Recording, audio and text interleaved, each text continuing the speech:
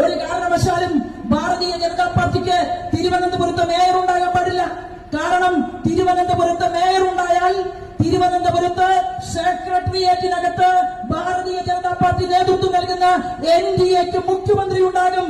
അത് തടഞ്ഞു നിർത്തണമെന്നാണ് മാർക്സിസ്റ്റ് പാർട്ടിയും കോൺഗ്രസും ലീഗും SDPIക്കാരും തീവ്രവാദികളും ഒരുമിച്ച് ചേർന്നുകൊണ്ട് പറഞ്ഞതെങ്കിൽ അവിടെയാണ് ജനങ്ങൾ പറഞ്ഞു, എന്താണ്, നിങ്ങൾ ഒരു ഭാഗത്ത് നിന്നാ മതി.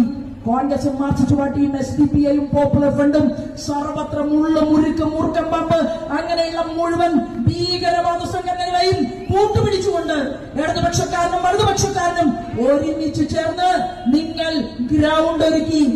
ഞങ്ങൾ 100 അടിച്ചു, ഞങ്ങൾ അങ്ങനെ അടിച്ച് പറത്തി, ഞങ്ങൾ വിക്കറ്റ് വീഴ്ത്തി.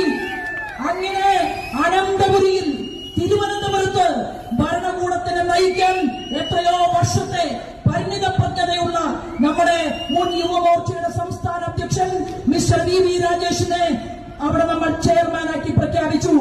അത് കഴിഞ്ഞ് ഒരു SC കുടുംബത്തിൽ നിന്ന് ജനിച്ചു വളർന്ന് പൊതുപ്രവർത്തന രംഗത്തേക്ക് കടന്നു വന്ന് അസംബ്ലി തെരഞ്ഞെടുപ്പിൽ നിർണായകമായിട്ടുള്ള മുന്നേറ്റം കൊണ്ടുവന്ന ആശാനാഥ് എന്ന് പറയുന്ന എന്റെയും നിവേദിതയുടെയും ഒക്കെ അനിയത്തിക്കുട്ടിയായി കേരളം കണ്ടിട്ടുള്ള ആ പെൺകുട്ടിയെ നമ്മൾ ഒരു പൊസിഷനിലേക്ക് കൊണ്ടുവന്നു.